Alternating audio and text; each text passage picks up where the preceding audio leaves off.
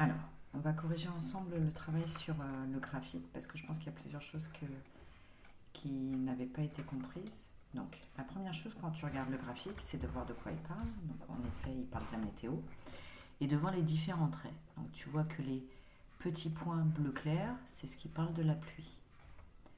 En orange, c'est ce qui parle de la neige. En bleu foncé, c'est ce qui parle du soleil. Et en jaune, c'est ce qui est nuageux. Du coup, ensuite, ici, chaque jour, chaque mois a son résultat. Donc, par exemple, si je veux savoir pour le mois d'avril combien de fois il y a eu des nuages, et ben je regarde le point de la ligne jaune. Au mois d'avril, ici j'ai la pluie, ici j'ai le soleil et ici j'ai la neige. Donc si on reprend les questions, voilà de quoi parle le graphique, c'est bien la météo. Très bien. Le mois où il y a eu le plus de soleil. Donc le soleil, c'est le bleu foncé. Donc là où il y a eu le plus de soleil, c'était ici qu'il fallait que je regarde. Et donc le bleu foncé, du coup, c'était le mois d'août. Toi, tu as mis octobre parce que tu as cru que le soleil, c'était le jaune. Mais non, le jaune, c'était nuageux. Ensuite, combien y a-t-il de mois où il n'a pas neigé? Donc, il y en a eu combien de mois où il n'a pas neigé?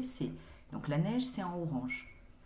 Donc, si il n'a pas neigé, c'est qu'il y a zéro neige. Donc, il y a eu le mois d'avril. Donc, ça fait un, 2, 3, 4, 5, 6, 7 mois où il n'y a pas eu de neige. Le nombre de jours de pluie en avril. Donc, le nombre de jours de pluie en avril. Donc, il est ici. C'est 5 jours de pluie.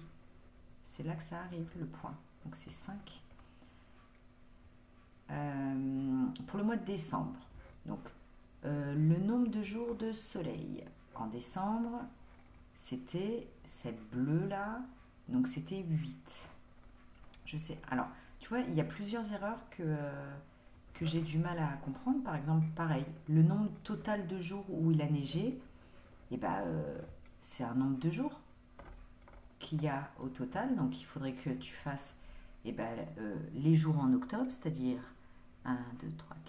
4 jours, plus les jours en décembre, c'est-à-dire 12 jours, plus les jours en janvier, plus les jours en février, plus les jours en mars. Voilà, j'espère que tu as un petit peu mieux compris euh, pour la lecture de graphique. J'aimerais bien que tu essayes de le refaire. Donc je le remettrai à faire pour le travail de jeudi.